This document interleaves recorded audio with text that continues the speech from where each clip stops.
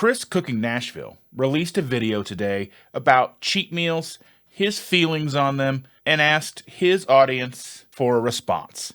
This is my response video. Thank you for clicking on this video. My name is Dustin. This is my response video that Chris and Ash released today over on Chris Cooking Nashville. So this is a very divisive subject, some very hard lines. Yes, no, maybe. I'm going to give my thoughts, my opinions, but I just wanted to touch on a couple of things that Chris had to say. I don't think Chris said anything in his video that I disagreed with. And that's pretty amazing for the internet. So the purpose for his video is his grandfather passed away and he went to visit family to celebrate the life of his grandfather. And in doing so, had off plan, or basically, that's how I see it, on plan, but off plan foods, right? And he just wanted to talk about it. And I understand exactly where he's coming from. So I may not deal with or have dealt with a death in my family in that manner where food was an issue. My grandmother did pass away about 2 years ago, but it was a completely different set of circumstances. About once a week, I take my granddaughter to get French fries. She loves French fries. She loves ice cream. Us being grandparents of the keto carnivore persuasion, we don't give her those things like a normal grandparent would.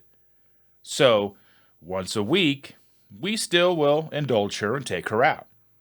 Every once in a while, she'll take a French fry and dip it in the ice cream and then shove it in my face. Now, there's a few ways I can handle this. I can handle this by not eating it, or how I handle it is I understand that this is a finite number of experiences that I'm going to have with my granddaughter. Only so many times do I get to take her out for ice cream and French fries, where she's going to be little enough to dip her French fries in the ice cream and shove it in my face. And if once a week I have 2 or 3 French fries with a little bit of ice cream on it, but I get to cherish those memories, I'm going to do it. Is it optimal for my health? Absolutely not. Is it going to be detrimental to my health in the long run? Most likely not, considering how I used to treat my body before. Not only was I over 400 plus pounds, I was a smoker, I was a drinker, and I don't smoke.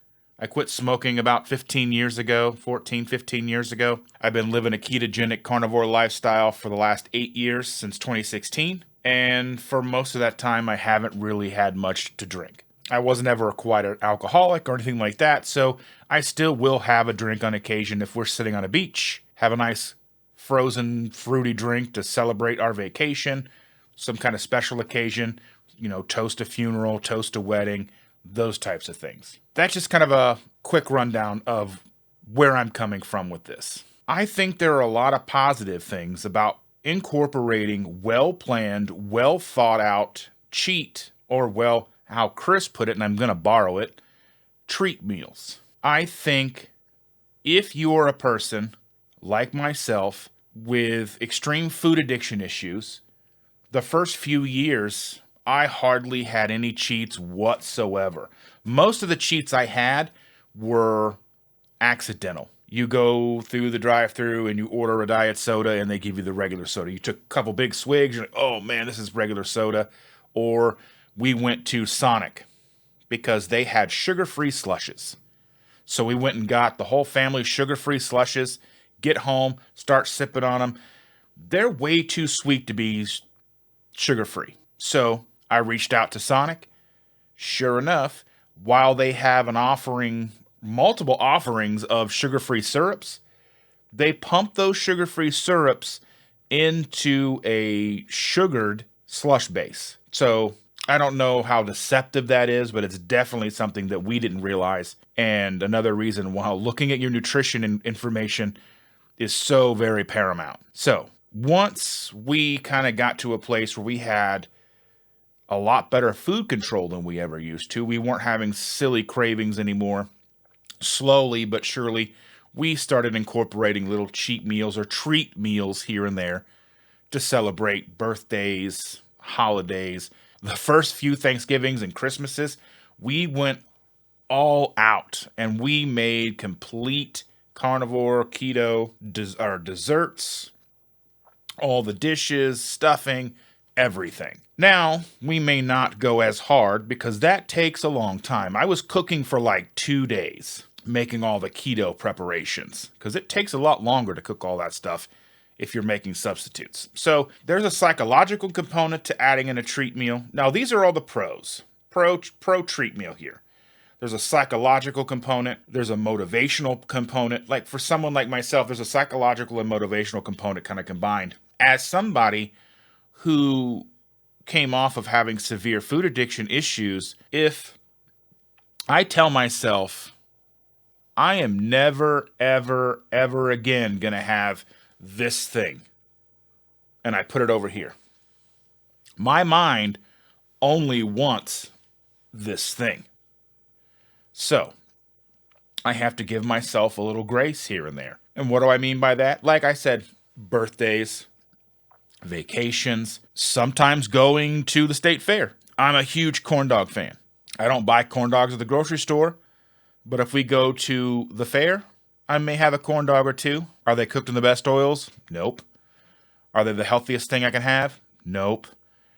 But knowing that at least once a year I have some corn dog options, I know that in August the fair comes around and I can have a corn dog or two, and I'm going to walk around in a big circle for about 2 miles or whatever it is, and it's going to be 90-degree heat, and I'm going to be sweating and walking and having a good time looking at farm equipment and animals and people watching, and I can have a couple of corn dogs. That keeps me from going off the rails and buying, the big boxes of corn dogs at the grocery store. Now, is this something that you should model your life after? 100% not. You have to know you. You have to get to know you. And I think living this lifestyle is something that I've been able to do, is get to know me. What makes me tick? What triggers me? What's going to keep me on track? What's going to send me off the rails? And I think involved in that's a social flexibility, like what Chris and Ash were talking about, going to their funeral, toasting to his grandfather with a milkshake, having the Skyline chili with the noodles and such, because why not? The social aspect of that as well comes down to something he mentioned is, how do we come off to others? Now, a lot of times it doesn't matter. But if we have friends, family, acquaintances, people that we run into on a day-to-day basis that could significantly benefit from the lifestyle that we lead, and we're trying to lead by example, we don't want to sound like crazy people. We don't want to come off like, Randy Quaid? Is it Randy Quaid? The one from Christmas Vacation or whatever whatever's going on. We don't want to come off like the crazy person. We want to come off like somebody who is taking control of their health, found a positive, even way to do it, and we can share that with people in a manner that doesn't sound zealot-like. And I think that's hugely important, because while we've found something that works for us individually, if we want to motivate others and to spread this far and wide to try to help as many people as we can find the path that works better for them, whether it's lion diet, whether it's carnivore, whatever, keto, ketovore, even if it's vegan, like a clean whole food vegan, how do we do that if they think we're nuts? If we come and we're well reasoned, and we're just relaxed, and we're like, this is what I do. These are some possible changes you can look at, and they're reasonable. They're not that hard. You're going to miss some bread. Well, here's some chaffle recipes. You can make them, more keto or more carnivore, depending on your taste.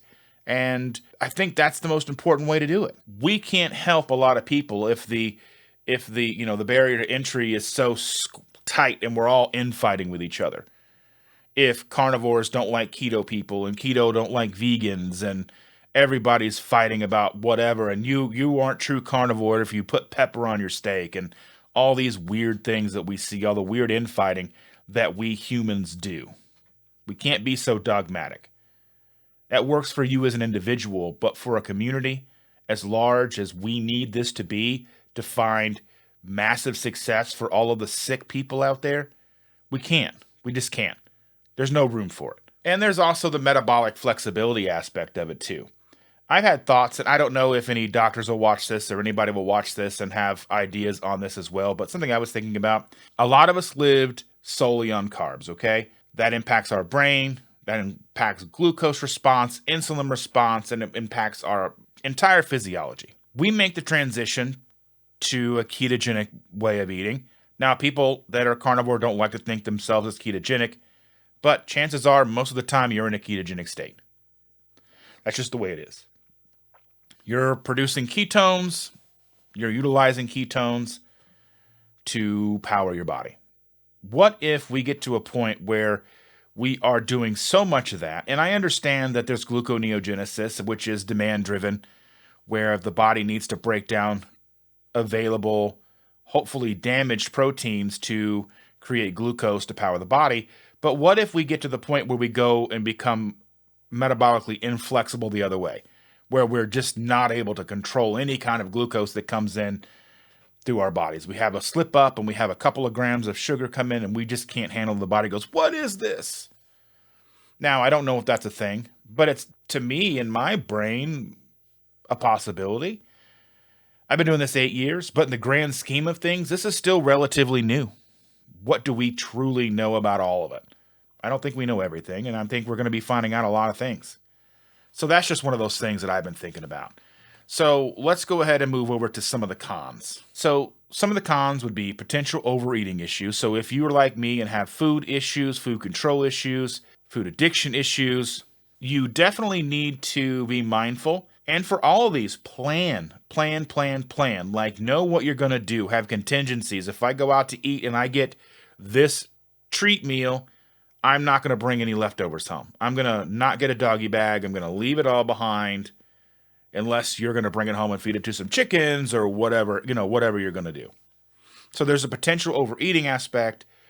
There's guilt and negative emotions that come along with it. But I think those are kind of a con on both ways. So if you never have a cheat meal, maybe there's guilt and envy that come up that, you aren't having the thing that you want. So I think that's a definite kind of on the con side, but it's also something to think about on the pro side. How do we mitigate those emotions? So again, I think that comes to truly taking the time to understand ourselves, how we react to food, triggers, and all of that stuff. Interference with progress. I highly doubt that if you have a meal once a month, once every other month, whatever you're comfortable with is really going to impede your performance, going to impede any kind of weight loss long term. And if it does, then you just go back to the drawing board and you recalculate. Maybe you go every third month, whatever the case is. You have to make the sacrifices. We all have to make them. But we all have to give in to ourselves sometimes as well, if you can control it. That's where I think it takes time to build up to that point.